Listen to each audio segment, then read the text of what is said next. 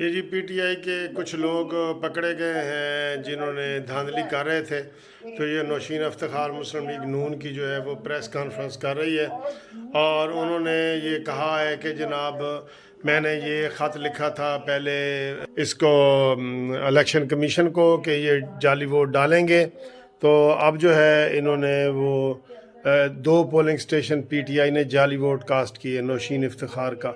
اس نے کہا جی کہ نوشین افتخار نے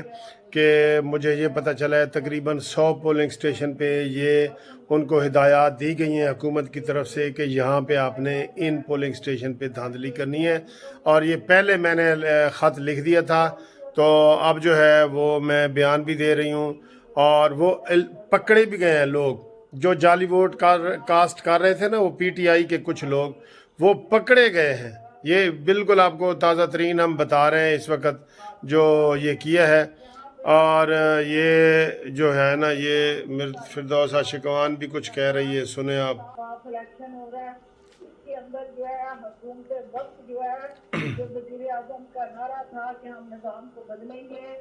یہ کبھی ہوا کہ آپ اقتدار میں ہوں،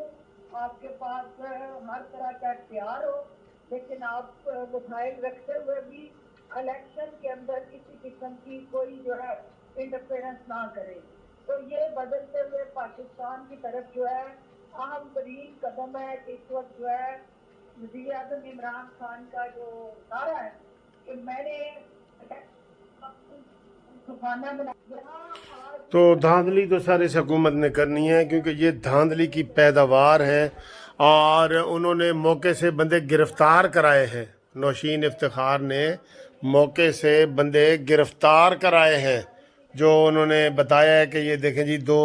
حلقوں سے پی ٹی آئی جعلی ووٹ کاسٹ کر رہی تھی، پی ٹی آئی، یہ باقاعدہ موقع پہ پکڑے گئے ہیں۔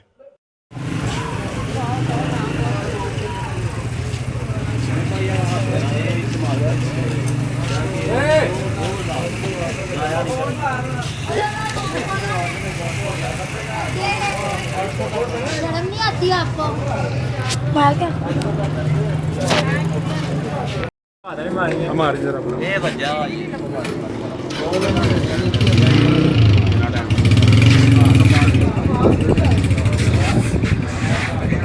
فوجی نہیں،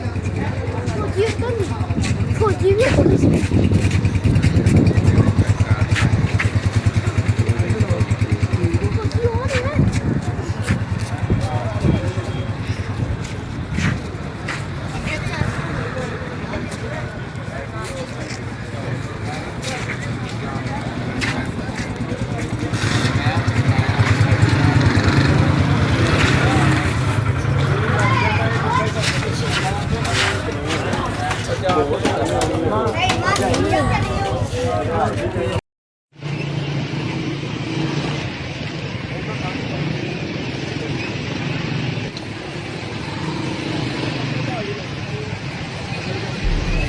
ਦਿੱਤੇ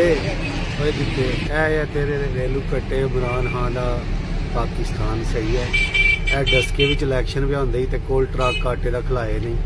ਤੇ ਭੈਣ ਚੋਦ ਐਡੇ ਕੁੱਤੇ ਦੇ ਬੱਚੇ ਨੇ ਇਹ ਪਾਕਿਸਤਾਨ ਦੀ ਆਵਾਮ ਨੂੰ ਲੁੱਟ ਕੇ ਫਿਰ ਉਹਨੂੰ ਜਿਹੜਾ ਨਾ 12 ਮਹੀਨਿਆਂ ਦਾ ਆਟਾ ਲੁੱਟ ਕੇ ਨਾ ਉਹਨਾਂ ਦਾ ਫਿਰ ਉਹਨਾਂ ਨੂੰ 1 ਮਹੀਨੇ ਵਾਸਤੇ ਜਾਂ 1 ਹਫ਼ਤੇ ਵਾਸਤੇ ਦਿੰਦੇ ਨੇ ਤੇ ਫਿਰ ਵੀ ਤਗਲੇ ਉੱਥੇ ਲੱਗੇ ਨੇ ਜਾ ਕੇ ਇਹ ਮੁੱਠੀਏ ਵੋਟ ਪਾਉਣ। ਇਹਨਾਂ ਨੂੰ ਬਿਲਕੁਲ ਸ਼ਰਮ ਆਉਂਦੀ ਕੋਈ ਨਹੀਂ, ਖੁਦਾ ਦੀ ਕਸਮ।